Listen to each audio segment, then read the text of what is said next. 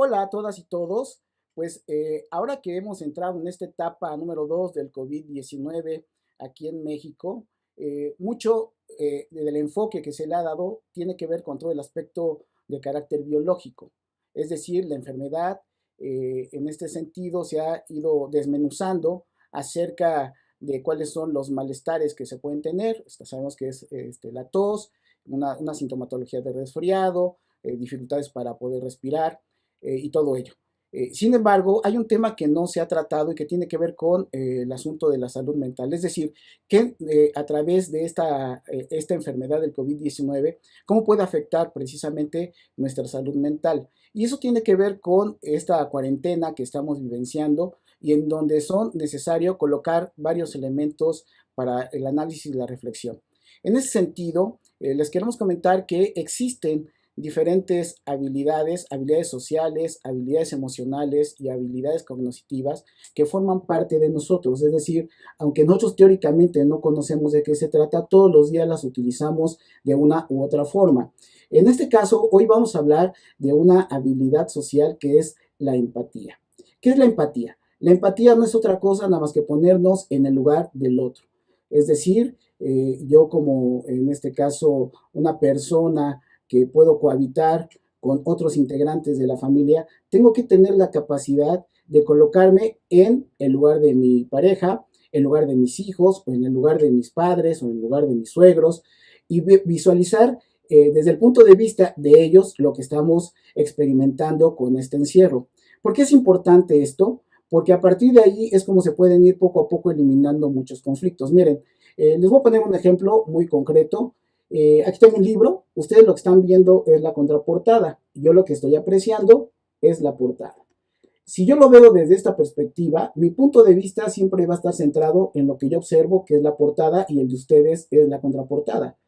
Cuando viniera una pregunta acerca de algo en específico, pues yo daré mi punto de vista desde mi óptica y ustedes la darían desde su perspectiva. Y esto es muy importante porque muchos de los conflictos que se dan en la vida cotidiana es porque no somos capaces de ponernos en el zapato o en los zapatos de los otros. ¿Cómo es posible que no me quiera?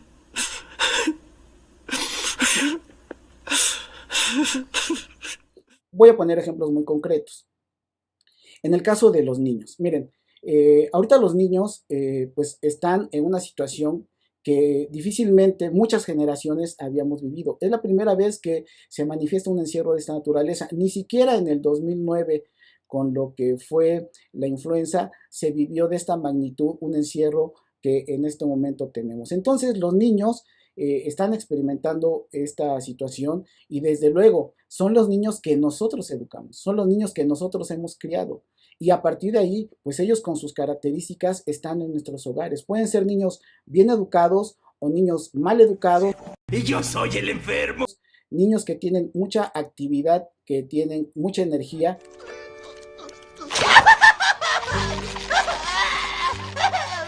Y que pues para los padres muchas veces se vuelve un problema la convivencia estando encerrados 24 horas al día los 7 días de la semana. Ponernos en lugar de los niños significa entender que ellos son niños, que ellos simple y sencillamente se comportan así porque su estado es de infancia.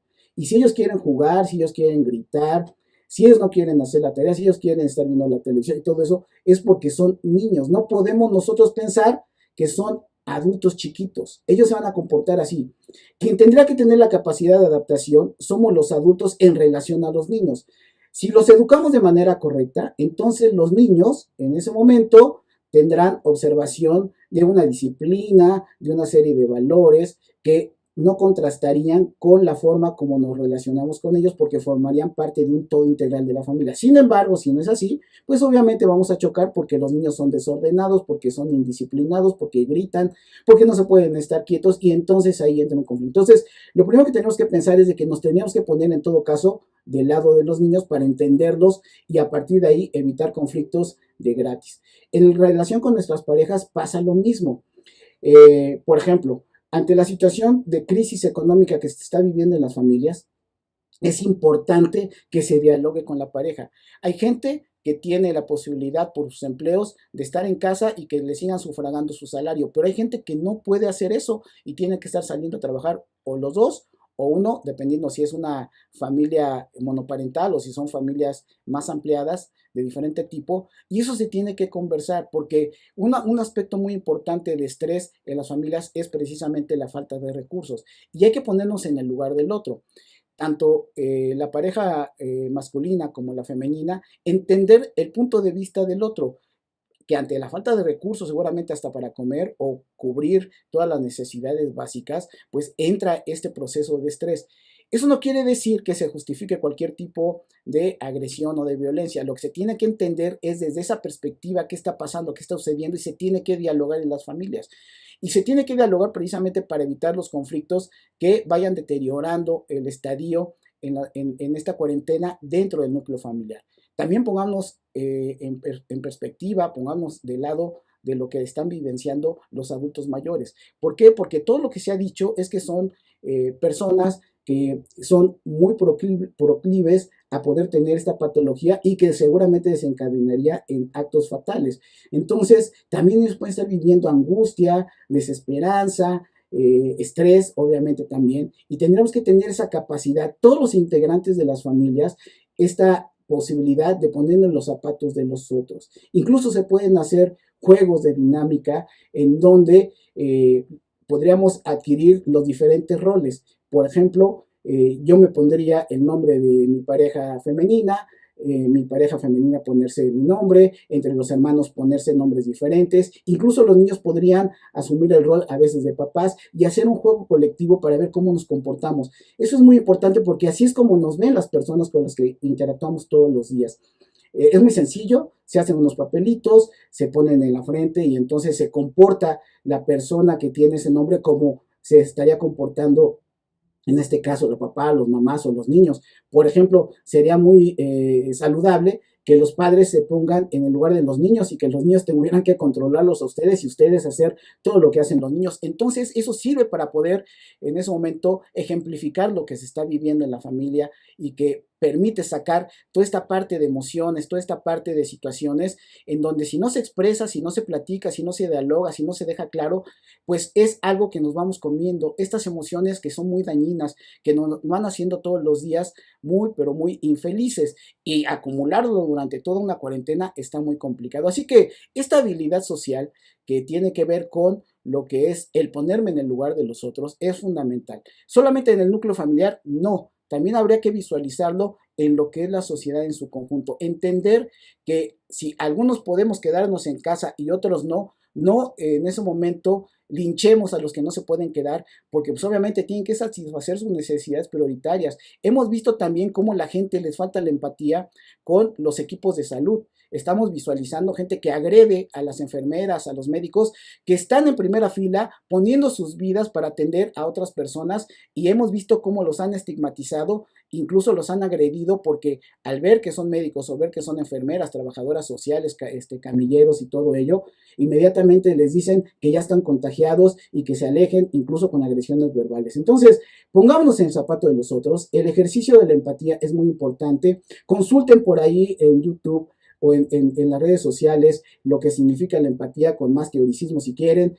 Vean, ahí hay diferentes ejercicios, pero como queremos ponerlo como elemento importante en este sentido de lo que significa la salud mental. Para poder nosotros ir poco a poco teniendo una mejor salud mental, todos los días vamos a ir hablando de diferentes habilidades que son importantes que desarrollemos, que si no nos habíamos dado cuenta que las tenemos, que las hemos ido ejerciendo, ahora que lo hagamos muy consciente y que sepamos cómo manejarlo para tener una estadía mucho más saludable en nuestros hogares. Para nosotros es fundamental que poco a poco vayamos encontrando la paz, la tranquilidad y sobre todo una convivencia que sea agradable en esta cuarentena que lamentablemente estamos padeciendo. Así que, ojo, la empatía, que significa ponernos en el lugar de los otros, hay que ejercerla todos los días para poder entender el punto de vista de los otros y no querer imponer nuestra visión respecto a algún punto de conflicto